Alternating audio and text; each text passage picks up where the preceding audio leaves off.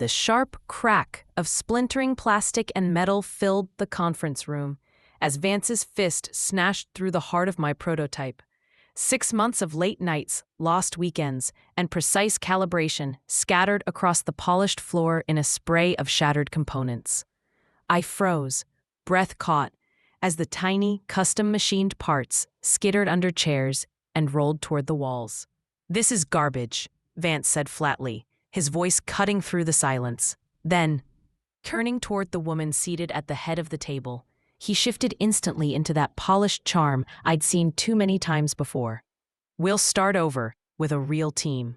My knees felt unsteady as I stared at the wreckage. That prototype had been everything. My vision for mechanical adaptive technology that didn't rely on electricity. An answer to global accessibility challenges, my future. Now it lay in ruins, deliberately destroyed in front of the one person who could have supported it. The client, Adira, had remained quiet during my entire presentation. Now she studied the fragments with a calm, unreadable expression. Her sharp eyes moved from the broken prototype to Vance's smug grin and finally to my face. "May I have your contact?" she asked quietly. The question caught me off guard. I fumbled in my pocket for one of my personal business cards, the ones I'd printed myself, because Vance had never ordered them after my promotion. My hands trembled slightly as I passed it to her. Vance's smile faltered just a little. "Adira, I assure you, our team will produce something that aligns with industry standards. Ellie's ideas are," he hesitated, "experimental, impractical for real-world use." Adira slipped my card into her pocket without acknowledging him. "Thank you for your time today. I'll be in touch regarding next steps." Her tone was polite but distant, addressed to everyone and no one in particular. As the meeting dispersed, I crouched to collect the salvageable pieces of my work. Each part felt like a small wound in my hands, the titanium joint connectors I'd designed for extreme conditions, the pressure-adaptive hinges that needed no electricity, the frame that could be repaired with tools available anywhere in the world. "Leave it," Vance said, standing over me once the clients were gone. "Maintenance will clean up." I looked up at him, vision slightly blurred. "These are custom parts for a project that's been terminated," he replied, checking his watch. "The review committee agreed with my assessment. We're moving forward with the standard electronic model." "You never submitted my full documentation," I said slowly, the realization hitting me. "You told me the meeting was next week." "I made an executive decision to fast-track it," he said smoothly. "Your design was never going to meet market demands." Straightening his tie, he added, "Take the rest of the day. Clear your head. Tomorrow you'll join Kata's team on the sensor array project." It was a demotion, barely disguised. Before continuing, thank you for listening to this story. If you're enjoying it so far, please hit the like button and subscribe for more stories like this. Your feedback truly helps the channel grow. Now, back to what happened next. My name is Ellie Castillo, mechanical engineer specializing in adaptive motion systems. I'd spent 2 years developing technology that could transform mobility devices, prosthetics, wheelchairs, and assistive tools that functioned without batteries or complex electronics. While most engineers pursued electric innovation, I focused on mechanical reliability, solutions that were durable, affordable, and accessible worldwide. I joined the company right out of graduate school, drawn by its promise to engineer solutions for underserved communities. I believed deeply in that mission. My mother had been a rural healthcare worker in regions where power outages were constant. I'd grown up watching people struggle when medical equipment failed, problems that better mechanical design could prevent. But over the past 18 months, my work had been systematically sidelined. When Vance became division head, he prioritized presentation over practicality. Devices that looked impressive in boardrooms, sleek and electronic. To him, the fact they became useless without power was a distribution issue, not a design flaw. 3 days after that disastrous meeting, I got a call from an unknown number. "Ellie Castillo speaking." "This is Adira Kessler," came the familiar voice. "I'd like to see more of your designs, privately." My pulse quickened. "I'm not sure how much I can share outside company channels." "I understand," she replied, "but I believe your approach has real potential. Would you be open to meeting just to discuss concepts?" We agreed to meet at a small workshop near the industrial district. I brought only my sketchbook, nothing proprietary, just ideas I could safely draw freehand. When Idira arrived, she introduced herself properly. She wasn't just any client, she was the chair of the country's largest mobility foundation, overseeing distribution of assistive devices in over 60 countries. "Your designs solve problems we've battled for years," she said, scanning my sketches. "Battery dependency makes devices unusable in many regions. Even when we send solar chargers, they're often repurposed for more urgent needs." Her words hit hard, a mix of validation and regret. "Without access to company resources, I use our workshop," she interrupted, gesturing around. "Next month, we're hosting the International Mobility Conference. Every major manufacturer will be there. I want you to demonstrate what's possible." "Vance will be there," I murmured, realization setting in. Adira's tone remained neutral. "Yes, your manager is invited. Does that concern you?" It should have. But as I looked at the opportunity before me, something in me hardened, a determination I hadn't felt before. "Not anymore," I said. For 3 weeks, I lived a double life. By day, I worked on Kata's team, silent and compliant. Vance assumed I'd learned my place.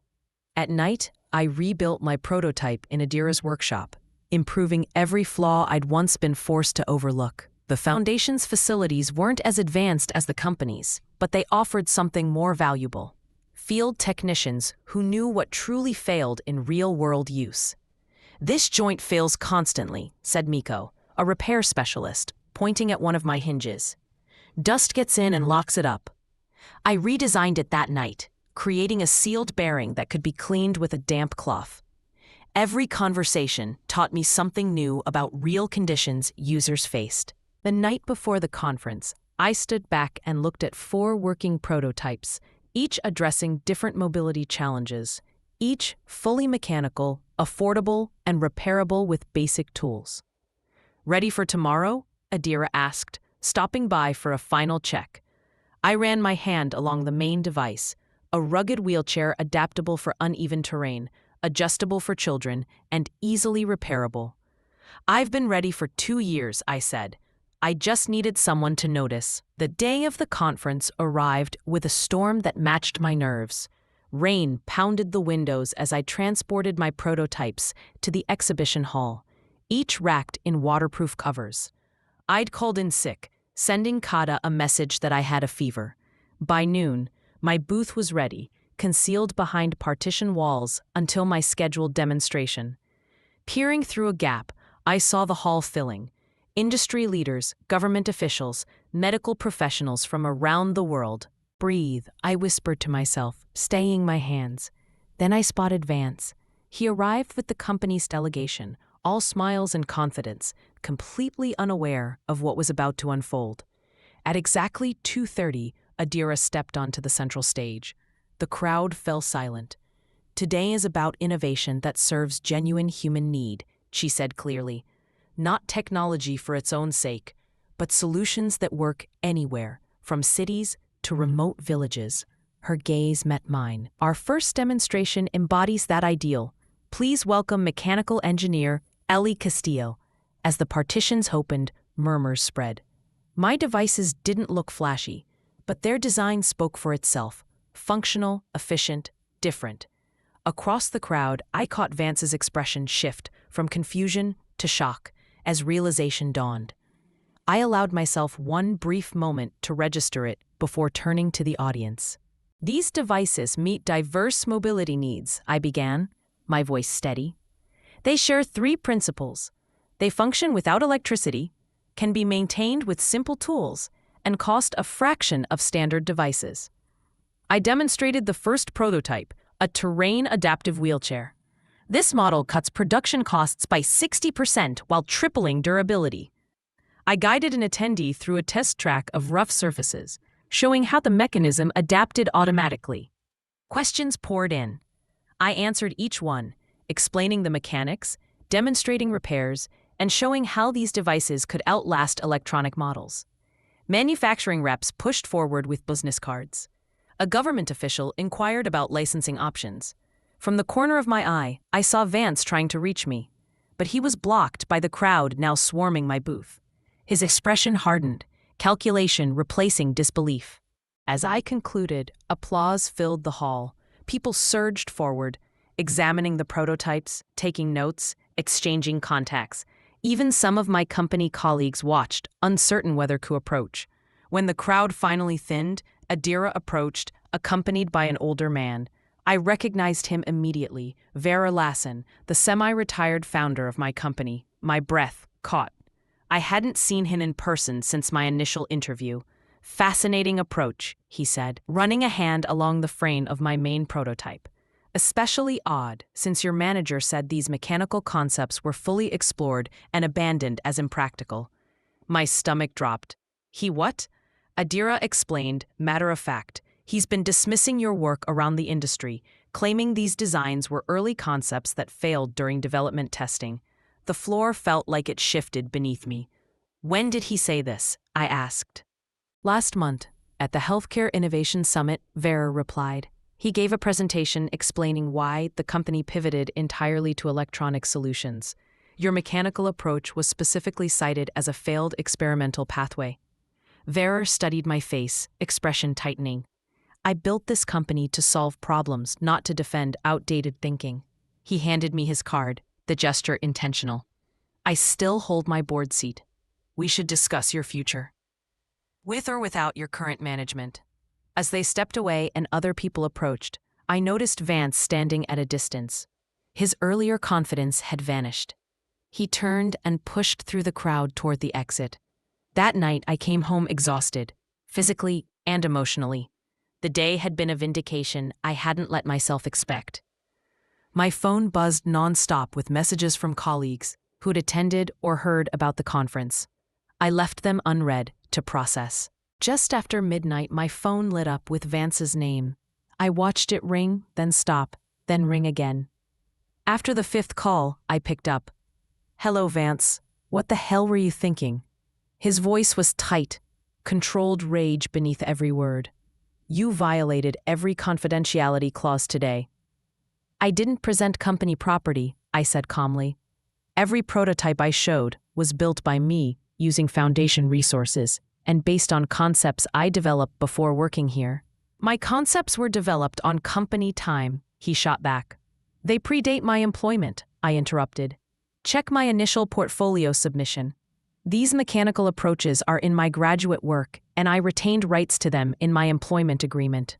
A silence. Then Vance's tone softened into almost pleading. "Ellie, I've always valued your creativity.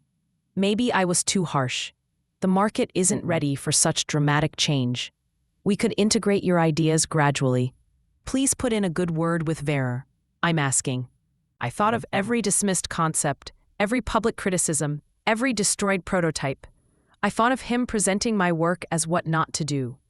"Some things can't be fixed once they're broken," I said quietly, "like trust." I ended the call and turned off my phone. I needed rest before deciding what came next.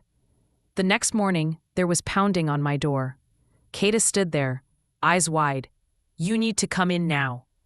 "I'm still sick," I started. Kata shook her head. "Vance called an emergency division meeting. He's accusing you of stealing company designs and is preparing termination paperwork for intellectual property theft. He sent security to seize your workstation this morning." My heart raced. That's impossible. Possible or not, he's doing it. I grabbed my coat and followed Kata. During the drive, she explained the chaos since the conference. Half the executives were angry they hadn't known about my work. The other half were suddenly claiming they'd always supported mechanical approaches. Vera was back in the building for the first time in months. "What about the design review committee?" I asked. "The one that supposedly rejected my concepts." Kata's grip tightened on the wheel. "There was no formal review. Vance told everyone different stories. He told some people you withdrew your designs, told others they were rejected. By the time we reached the company, the sky had darkened. The lobby was busier than a Saturday morning should be. At the security desk, the guard looked up. "Miss Castillo, you're requested in the executive conference room immediately." In the elevator, my mind raced through possibilities. When the doors opened on the top floor, a different guard waited and asked Kata to stay. I followed down the hall toward the executive suite, each step heavier than the last. Inside the conference room, I wasn't prepared for the lineup. Vera Lassen sat at the head of the table. To his right was Adira. To his left sat the company's general counsel. At the far end, pale and tight-lipped, was Vance. "Ellie," Vera said, motioning to an empty chair. "Thank you for coming on such short notice. We have a situation that needs your perspective." I sat, aware of every eye and the floor-to-ceiling windows behind Vera. Lightning flashed across the darkening sky. "I understand there's disagreement about the origin of the prototypes shown at yesterday's conference," Vera began, measured. "Vance has raised concerns about potential intellectual property violations." Vance leaned forward, folder open. "Ellie's designs used proprietary mechanisms developed under company resources. The demonstration was unauthorized, a breach of contract." My pulse quickened as Vera turned to me. "Would you care to respond?" I breathed and laid out the facts. Every component in those prototypes was designed and built by me, using the Foundation's workshop and resources, and based on concepts I'd developed during graduate school. Work that was explicitly excluded from the company's claim in my employment agreement. Weena, the general counsel with silver in her hair, asked for documentation and timing. I offered my thesis and design journals from grad school, saying I could provide them immediately. Vance waved dismissively. "Convenient, but irrelevant. Similar concepts were substantially transformed using company resources during your employment. The innovations last shown incorporated techniques developed by senior engineering." "Which innovations specifically?" Vera asked. Vance named the adaptive pressure response system, claiming it came from last year's Matisse project. Adira then slid a tablet into the center of the table. "I reviewed Ellie's graduate work 3 years ago," Adira said. "The adaptive pressure system is documented there, including preliminary stress tests." Lena took the tablet and scrolled. Her expression was neutral, but her eyebrows rose. Vera turned to Vance. "You presented at the Healthcare Innovation Summit last month and cited mechanical mobility solutions as a failed approach your team had explored and abandoned." Color left Vance's face. "I was summarizing the company's strategic direction. I didn't claim personal ownership. You presented phrases like 'my team's initial exploration' and 'my early designs' when referring to mechanical concepts that match Ellie's work," Lena said, tapping her tablet. She had slides and a transcript. Rain pounded the windows as silence fell. Vance shifted from defensiveness to calculation. "There appears to have been miscommunication in a pressured environment," he said, regaining some smooth confidence. "My intent was never to claim. It wasn't a one-time miscommunication," I said, finding my voice.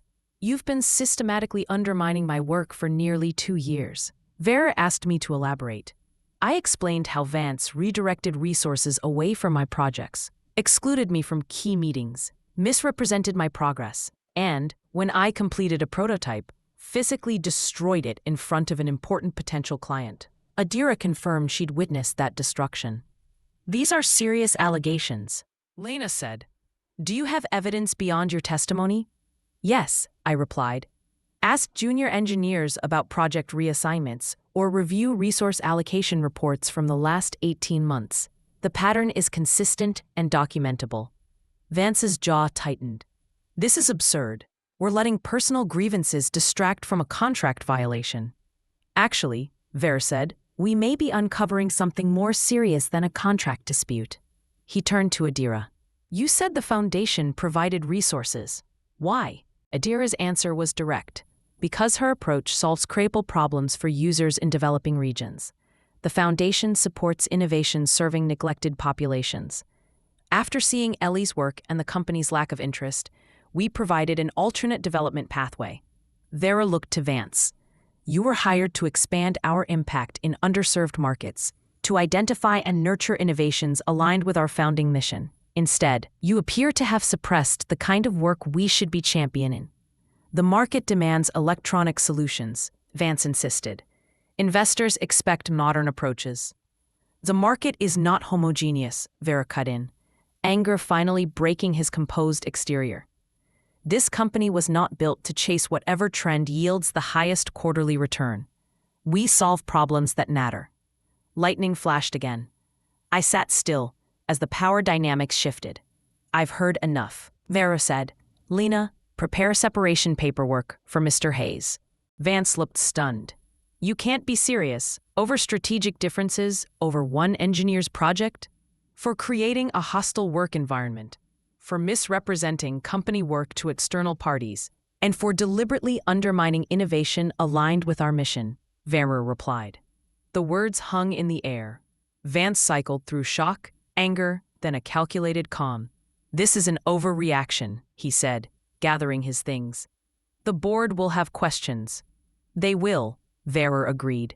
I've scheduled an emergency board meeting for Monday. I imagine they'll be particularly interested in the licensing offers that followed yesterday's demonstration. Offers we almost missed because of your actions.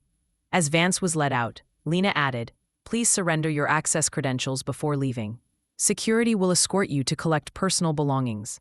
Silence settled over the remaining group. Rain continued to drum on the windows while my thoughts raced. Ellie, Vera said eventually, softer. I owe you an apology. This should have been addressed sooner. You couldn't have known, I replied, though I wondered how many other innovations had been stifled in silence. I'd like to establish a new division focused on mechanical adaptive technologies, Vera continued, with you leading development. Adira confirmed the Foundation's interest in a formal partnership. The prototypes you demonstrated received overwhelming interest, she said. We've already had 3 governments inquire about distribution programs. The offer was beyond what I'd imagined days earlier. Still, I hesitated, remembering the obstacles I'd faced. I appreciate the offer, I said carefully. I'll need full autonomy over design direction and team composition, plus transparent access to leadership when concerns arise. Vera and Adira exchanged looks. Those terms are reasonable, Vera said. Then yes, I said. Yes, they agreed. I would lead the new division. We finalized next steps and implementation plans. By then the storm had passed and sunlight broke through the clouds. 3 months later, the first production run of our mechanical mobility devices shipped to distribution centers in 12 countries. User feedback translated abstract metrics into concrete impact. Children navigating rough terrain to reach school, adults retaining independence despite unreliable power, and communities developing local repair skills that created economic opportunities. Vance took a position with a competitor. Industry whispers said his reputation had suffered. Vera stayed actively involved, his original passion for solving problems seemingly reignited. For me, the outcome was more than career advancement. I found a renewed sense of purpose. The devices we created weren't just products. They opened possibilities for people long overlooked by mainstream innovation. Sometimes the most effective response isn't revenge by destruction, but creation. Building something so valuable that those who tried to diminish you must confront the smallness of their vision. Success that speaks for itself needs no extra vindication. Thank you for staying with me through the whole story. If it resonated, please like and consider subscribing for more stories about resilience, professional growth, and finding your voice. Drop a comment about whether you've ever had to stand up for your work. Your experiences matter and help this community grow. Until next time, your vision deserves to be seen. Your voice deserves to be heard. And sometimes, the best response is simply showing the world what you can create.